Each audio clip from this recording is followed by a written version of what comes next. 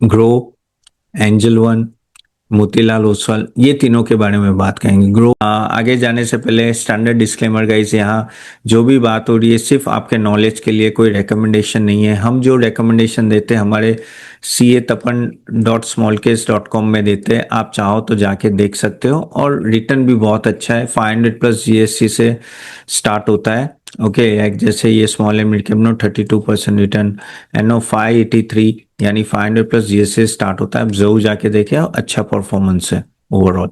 So keep that in mind. और काफी large cap, mid cap, small cap, सभी तरह के small cap, even power, defence, वो सब भी अवेलेबल है। तो एंजल और मोतीलाल ओसवाल, आप लोगों में से किसके पास इन तीनों में से एक है, then just type in the chat box.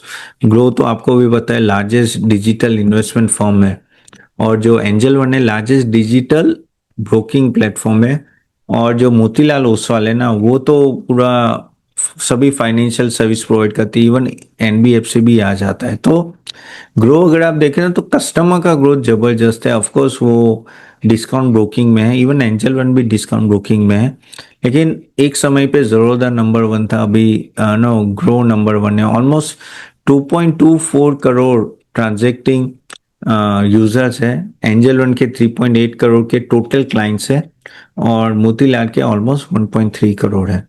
So discounting broking आजकल बहुत चले, इसलिए आप देखें तो ये सभी कंपनीज में नो एक अच्छा खासा बीच में तेजी आई थी, लेकिन अभी थोड़े गिरे हैं, अभी थोड़े गिरे। एंड वो रीजन वही है कि 3:30 बजे का जो price discovery and all that जो चल रहा है, उसके वजह से भी वॉल्यूम थोड़ा कम हुआ है। तो उसका इम्पेक्ट आप देखो तो म्यूचुअल सॉरी ब्रोकिंग बिजनेस में भी आ रहा है। अगर आप लोग यंग यंग जनरेशन की बात करो ना, जो 20 to 30 के बीच में या 25, वो सभी ग्रो में ज़्यादा जा रहे हैं या ज़रोदा में, क्योंकि वो हैंड्स ऑन करना होता है, यानी खुद करते हैं। जबकि मोतीलाल वहाँ क्या होता है, फ़ोन करके भी कर सकते, तो सीनियर सिटीजन वो सब वहाँ जाते हैं।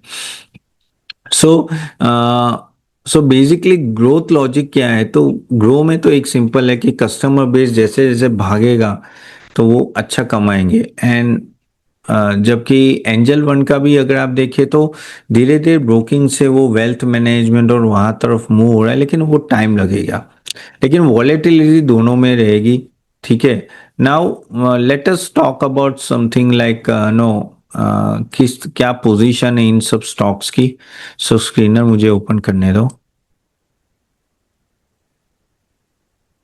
So talking about that, like grow, अगर ग्रो देखे तो 194 पे सिर्फ 14% डाउन है। ये स्टॉक अपने टाइम से ऑलमोस्ट डबल हो चुका है।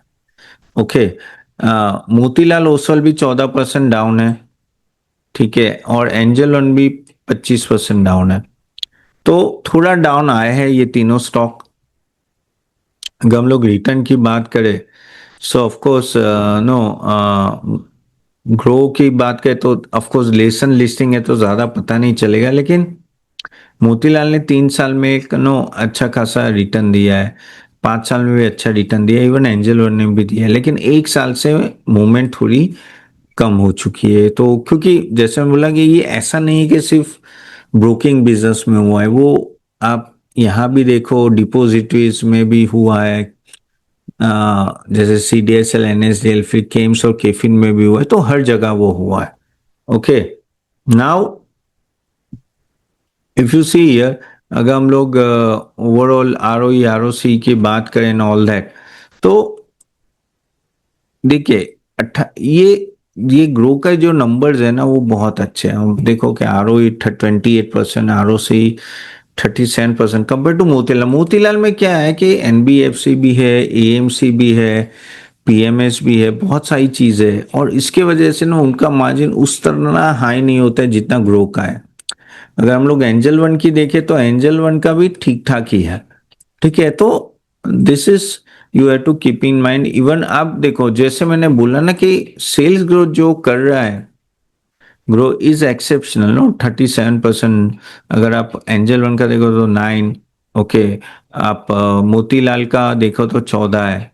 तो इवन मोतीलाल का तो लास्ट टाइम लॉस भी था, एनबीएफसी में काफी उनको इश्यूज आए, एंजल वन का भी 3%, लेकिन इसका देखो प्रॉफिट ग्रोथ देखो, इसके 5 साल के डेटा देखो, ऐसे ही उसको इतना प्रीमियम नहीं मिल रहा है। इसलिए अगर आप देखो तो 50 के पी पे बैठा है, जबकि उनका कॉम्पिटिटर 28 के पी के, यानी ऑलमोस्ट डबल है, और एंजल वन का भी डबल है, क्योंकि ग्रोथ दे रहा है। जो भी कंपनी आपको ग्रोथ कंसिस्टेंटली देगी उनको हाई पी और हाई वैल्यूएशन मिलेगा, and this is what is happening with grow. अभी क्या हो रहा है कि ये सब कंपनीज खुद डाइवर्सिफाई भी हो रही है, ठीक है। जैसे ग्रो भी अपना एएमसी स्टार्ट कर रहा है, पीएमएस हो, वेल्थ मैनेजमेंट हो, सिमिलरली मोतीलाल, एंजल वन सब लगे पड़े, क्योंकि वेल्थ मैनेजमेंट में ना काफी स्टेडी इनकम है कंपेयर टू ब्रोकिंग। ब्रोकिंग ऊपर नीचे बहुत रहता है, and that is what is actually no, वो पेन करता है इन सब कंपनीज के और शेयर होल्डर्स को भी।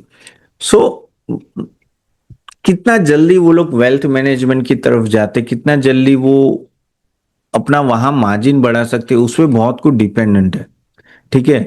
प्लस शेयर कितना बढ़ रहा है, मार्केट शेयर बढ़ रहा है कि नहीं बढ़ रहा है, all that you have to keep in mind.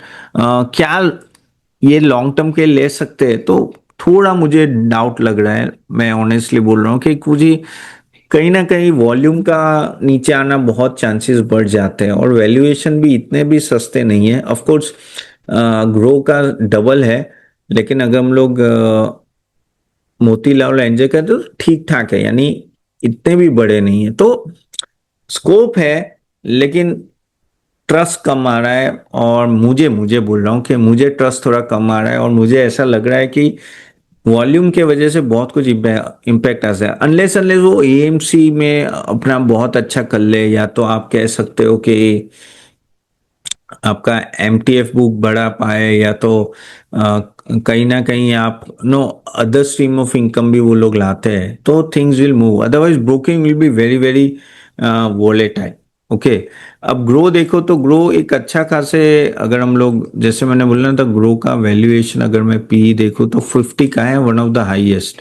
So be very very careful if you are investing in this company, क्योंकि अगर रिवर्सल आता है ना तो 25-30% गिरने में टाइम नहीं लगते, ठीक है। तो अभी क्या नंबर 1 2 3 है, तो ग्रो अच्छा है, ग्रो नंबर 1 रहेगा, लेकिन इस लेवल पे नहीं, थोड़ा नीचे आने दो।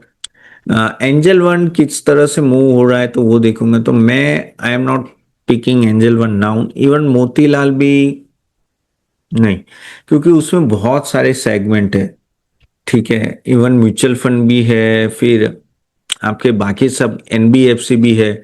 सो जिसके वजह से ना मुझे वहां भी इतना कॉन्फिडेंस नहीं आ रहा है, तो ग्रो में भी इस लेवल पे तो नहीं, थोड़ा नीचे आने की राह देखो, तो अभी तो इस लेवल पे मुझे इतना कॉन्फिडेंस नहीं आ रहा है किसी भी ब्रोकिंग बिजनेस में।